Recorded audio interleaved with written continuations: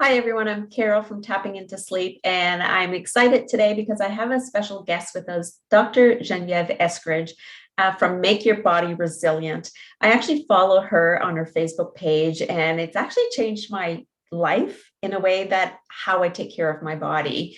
And I invited her today so she could come talk to us about 3 different types of exercise we can do to improve our sleep.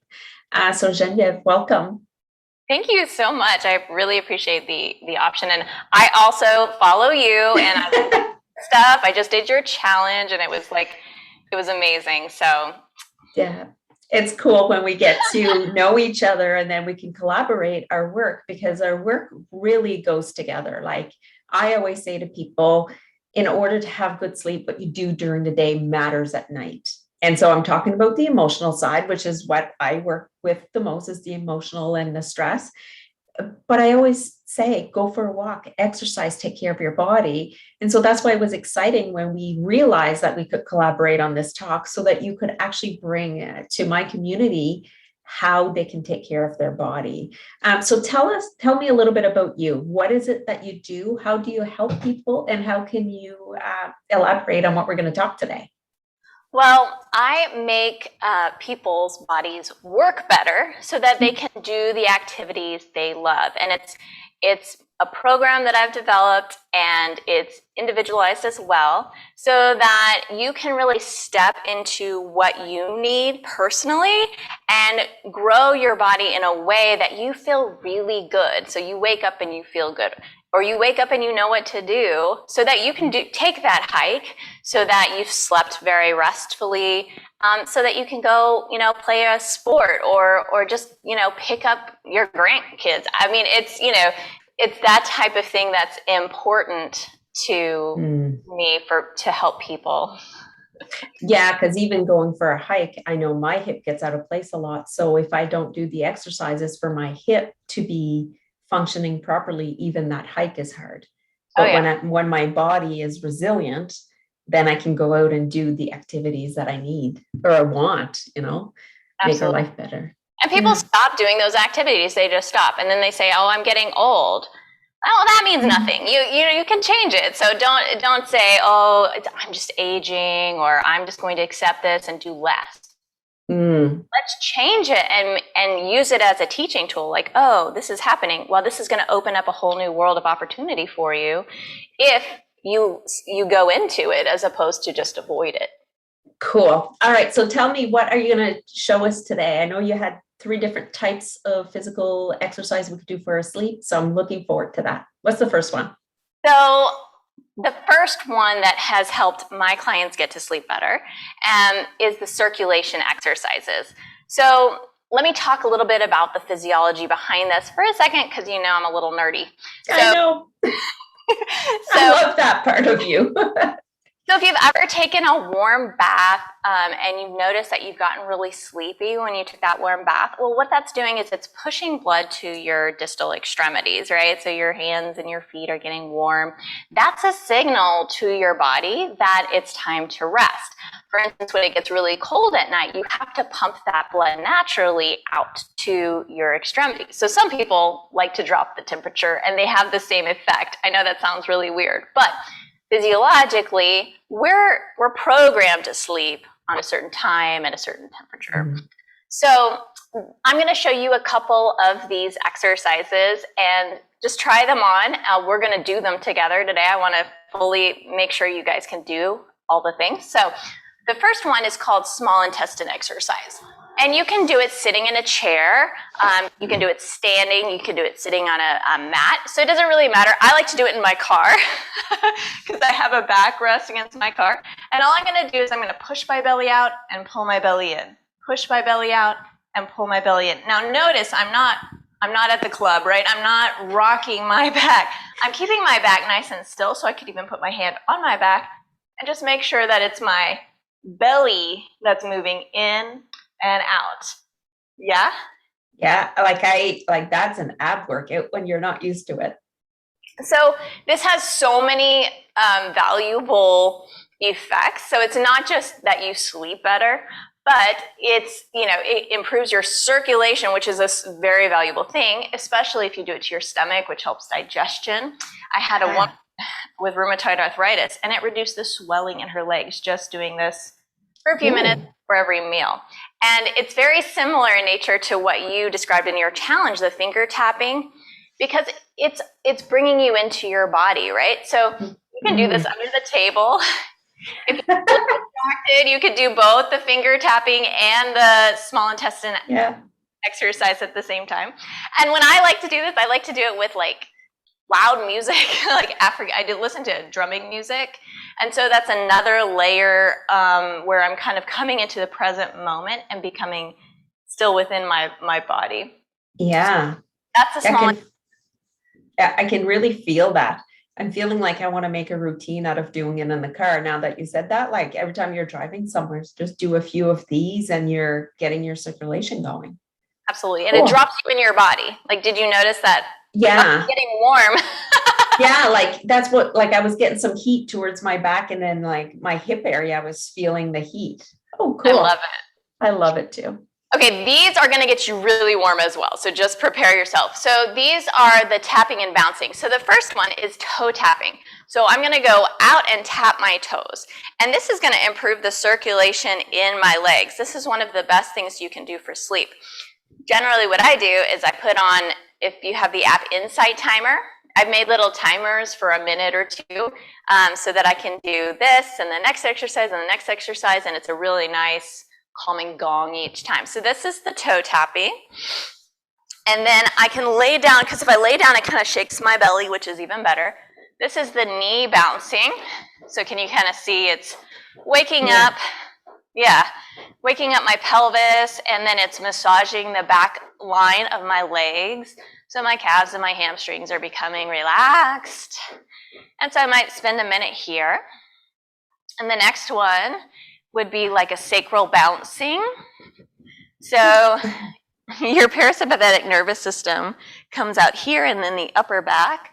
So it's almost like a reset of your parasympathetic nervous system here, as well as a circulation exercise. And then the last one is you lift your chest and you drop it. You lift your chest and you drop it. And you can do this fast. You can do this slow. Sometimes it's a little sensitive at first, so just be with your body. Don't be afraid to put pressure into it, but also listen to your body so that you're helping it. And so the questions that pop into my head as you're showing that, like, I would want to do those in the morning. Like, to me, that sounds like I set my alarm goes off. I do my gratitudes, which is like an every morning thing. But now I feel I want to add those to my morning routine. Are they better done at night or in the morning? When would you do these? Well, that's a great question, because a lot of people will say, start your day off with meditation, right? But for me, I actually benefit if I do this at night. So I always set my alarm, and I'm kind of a night owl, so, don't look. But like at 9 p.m. every night, I have an alarm that says, do your meditation. So I do these kind of exercises at night. But that doesn't mean that it might benefit you more during the day. Now, if you're wanting to trigger that physiological response at night, if you're feeling cold in your body before you go to bed, or you're one of those people that you go to bed and your feet are freezing and you're like, maybe I have to get up and heat them up. Okay, yeah. To wear thick socks, you're probably one of the people that are going to benefit from doing it right before bed. Okay, cool, got it. I was just thinking like that might wake me up and then not make me go to sleep, but it will actually do the opposite, same as the hot bath. It will cool down, like bring the circulation to my feet and then cool down or warm me up. I don't know which way it goes, but it will help me sleep. Like, in my brain, I'm making sense. And the first two types of exercise I'm teaching you guys, they're all dynamic meditation techniques. And what the purpose of a dynamic meditation technique is to really drop you into your body. Because sometimes it's really hard to just sit and meditate. Or even when you're tapping should help your nervous system calm down, but sometimes you're so riled up. It's like, yeah.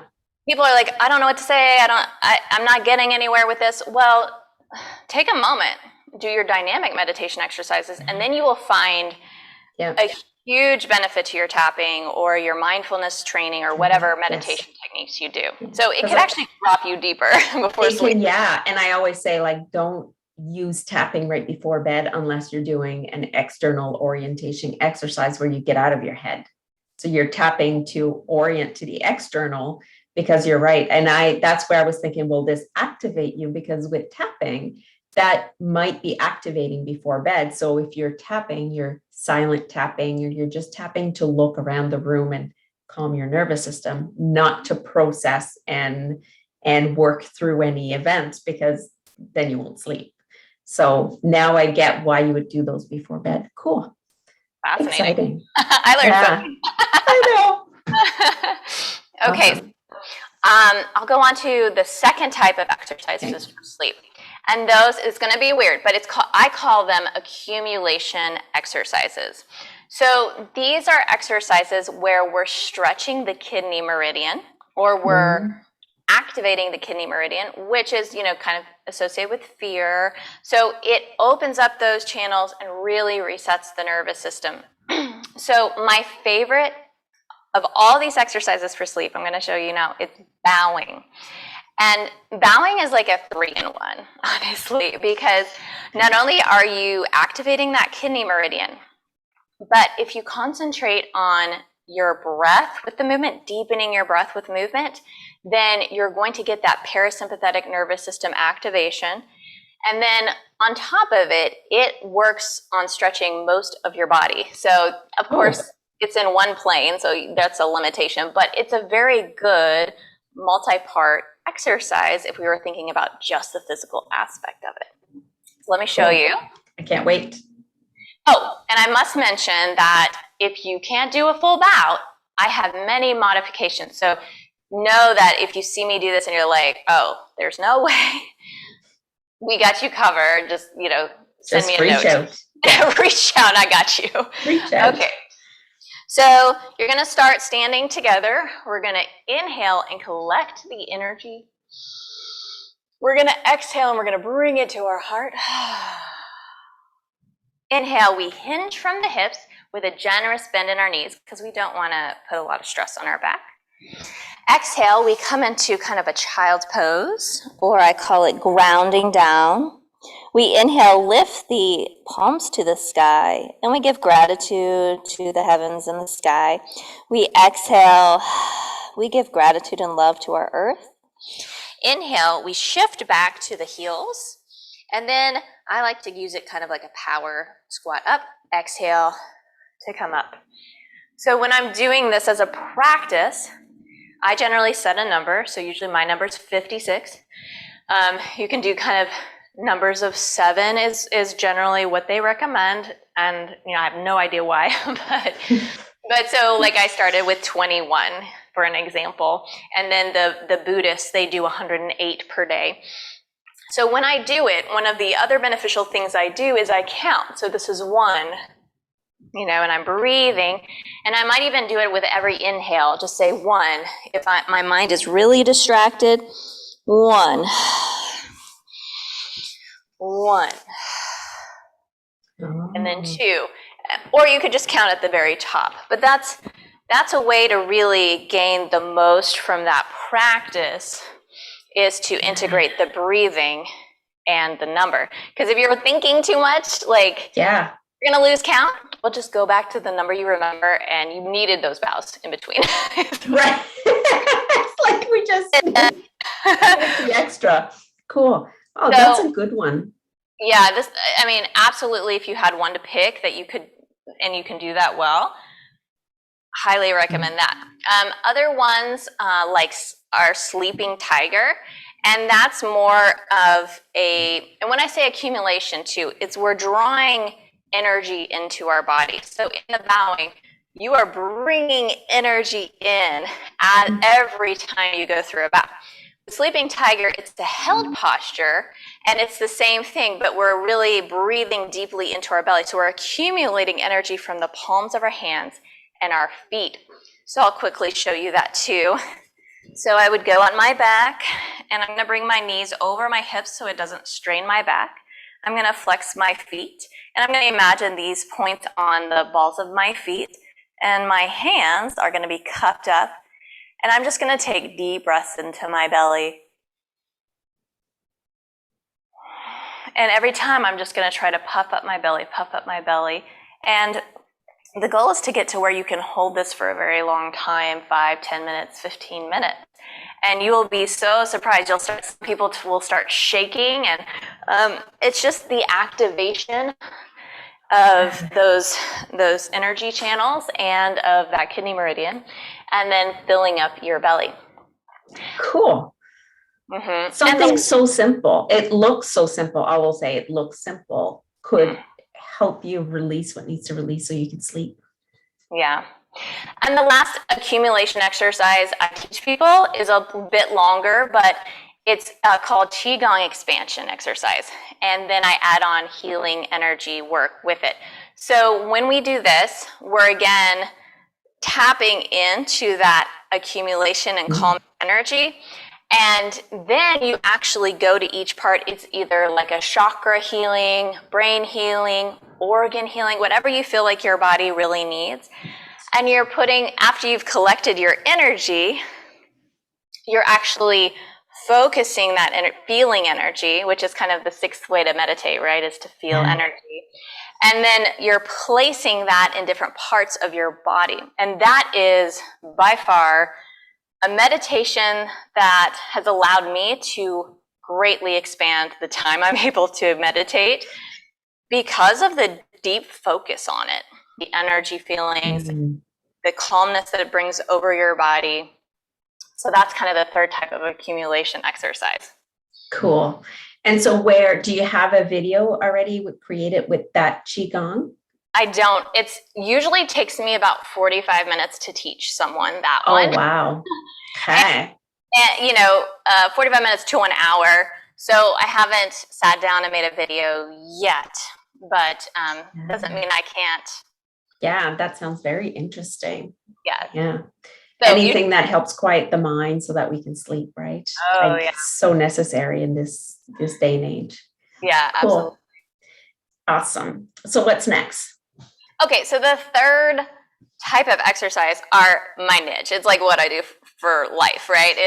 It's exercises and positions to alleviate your body discomfort during sleep. So the first, we're gonna go like the easiest to the hardest, or rather the easiest solution to the more complex problem, if that makes sense. Yeah. Okay. Easy problem or a hard problem. We'll start with the easy ones and then work our way down to the more complex issues. Okay. Okay. So the first thing is the sleep, the position during the sleep. So if you sleep in a weird position, you're going to wake up feeling bad, right? Your body is thinking your neck or yeah. So many emails on I woke up and this is not right. But I have a way to sleep, a position of sleep that I teach my clients that I find really works for their hip and their neck. So I have my pillows by my side so that I can show you some of those. Let me grab those. So have you ever been told to sleep with a pillow between your knees? Yeah, you hear that a lot, especially when I was pregnant. That's when they told me to put a pillow between my legs. Yeah, you had that extra weight. Oh, no. Yeah. They rolled off my table. Definitely. And I guess I would hear it a lot, like with people who have backache, you hear put a pillow between your legs. That's when I don't have backache, but I know people who do have back pain, and that's when they're told to sleep with a pillow between their legs. Well, and why that is, why people say that is because if I'm sleeping with my knees together, see how it kind of creates that crease in my back? Yeah. If I put a pillow between it, see how it elevates my hip and then it decreases the side kink in my back. Okay. But what it doesn't work on is your hip. And hips are often the problems with back pain because your hips get stuck a lot.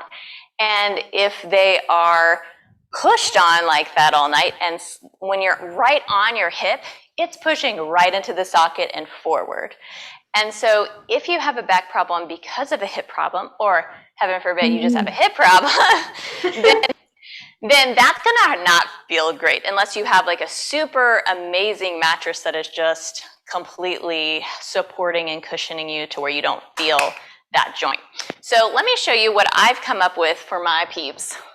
So the first thing is, if you're a woman and you have that curved waist, you might need a little side pillow, okay? Because if you can see the difference, I don't know if you can see the difference between here where I'm kind of creased. Yeah. And see how that just takes that away. Oh yeah. Like right there, there's already a big difference in like your hip kind of area. Exactly. Yeah. So a lot of women will need this. Not every woman's going to need this, again, but it may be something you can do. You can have a person take a picture. So I did this when I made up the sleeping position. I had my husband take pictures of me in a sports bra to see when my spine was aligned and when it wasn't. So you could do something like that. But let's talk about the hip glide. So instead of being right on my side like this, what if I were to stretch my bottom leg straight and then roll forward? Well, what that's going to do is it's going to glide the hip back in the socket, which is generally where it needs to go for most people. So during my night's sleep, I am completely stretching my hip the whole time instead of tightening it and pushing it forward in the joint. Yes. Okay. Now, I know this is a lot of pillows, so bear with me, but because again, my spine is not very stiff. So if you have a stiff spine, this may be fine for you. If you have a wiggly spine like me, you may need a support for your spine so that you can, so that you don't pull forward with the spine like that. So I have that there. And then when you think about your pillows, you want to fill up the space between your cheek and your shoulder. So what I find is a lot of people buy pillows for like their back, lying on their back, and then they roll forward and see how crunched I am into my shoulder. Yeah. I mean, so I lift it up so that I feel more evenness. So I feel pressure more on my face, just less and less on my shoulder.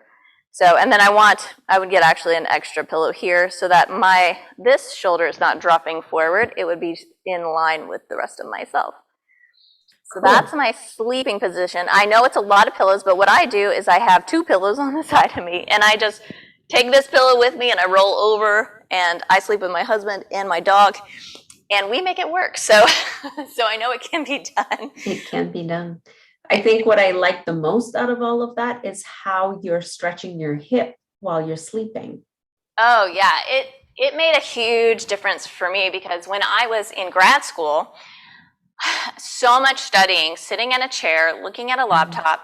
So my hips were just a mess. And that was one of the best things I did during that time. Yeah, absolutely. Yeah. So of course, that's the easiest solution, is just change your position.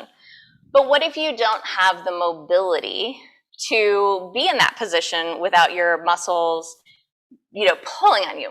Well, that's going to be important to then gain a program where you're addressing those problems.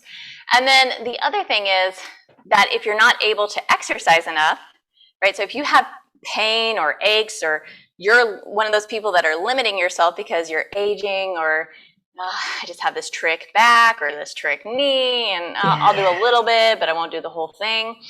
You're not creating, did you call it a sleep bucket? Yeah, like I fill up a sleep bucket, like in one of the videos, right? So I'm talking about all the things you can do to build the adenosine in your sleep bucket so that it signals your brain it's time to fall asleep. Exercise is part of my sleep bucket. Is that what you meant? Yes. Yeah. If you're not able to do your activities and your exercise well and thoroughly enough to fill up your sleep bucket, that's when you really need to reach out to me, because that's what I specialize in. It's about gaining access and freedom in your body so that you can do what you want. Right? So what's limiting you? How can we get you strong and mobile and actually create the system's coordination so that you can do what you want and do it well and do it for the rest of your life. So and I want to say something here where a friend of mine, and this just popped into my head, her mother had been doing exercises for a long time by herself, thinking she was doing them right.